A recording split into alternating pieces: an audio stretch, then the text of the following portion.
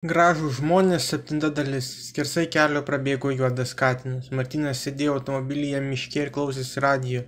Tik dabar suprato, kad gerai, jog neturėjo vizitinių, bet fotografai jį fotografavo žygiuojant raudonu kilimu. Tai whatever. Birštonas ne Kanai, bet šis įvykis vis vien per žiniasklaidą nuskambėjo plačiai. Per radiją išgirdo, jog paskelbta jo paieška. Jo veidas atsidurs ant visų žurnalo viršelių ir visų laikraščių pirmosiuose puslapiuose kaip ieškomo nusikaltėlio. Per radiją nuskambėjo keletas medikų pranešimų susijusių su Marija Kovacs. Jie skambėjo maždaug taip: mes padarysime viską, kad išgelbėtume jos veidą ir apgailestavome, jog taip nutiko. Snobų slaptakalbė tai reiškia, jog greičiausiai Martynas sugriovė Marijos karjerą amžiams. Bet tai dar ne istorijos pabaiga. Policija nusprendė Birštone, kad nėra reikalo blokuoti kelius ir tikrinti kiekvieną pravažiuojantį automobilį, nes pats miestas nedidelio dydžio, tai nusikaltėlis greičiausiai jau bus pabėgęs iš jo. Martynas tikėjosi, jog sapnai susiję su Marija Kovacs baigsis, kad pavydas įsiliejo per viršų kaip akumuliatoriaus rūgštis ant josios veido, bet kaip stipriai jis suklydo.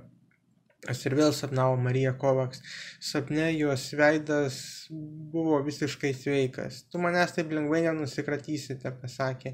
Martynas įsibudino per patį vidurnaktį. Jis dar buvo savame automobilyje ir galvojo tolimesnį veiksmų planą. Jis tiesiog ėmė važiuoti be tikslo, nežinoma kryptimi. Automobilyje vis dar laikė savo filmo rekvizitus, tad sustojęs viduryje miško nusprendė persirinkti.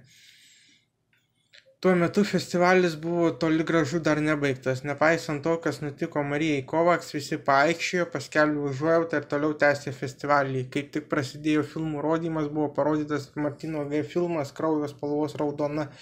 Vadovybė nespėjo susišnekėti tarpusavėje, kad galbūt nusikaltėlio filmą reikėtų išimti ir jo visai nerodyti, bet kol visi susišnekėjo, jo filmas vis vien buvo parodytas.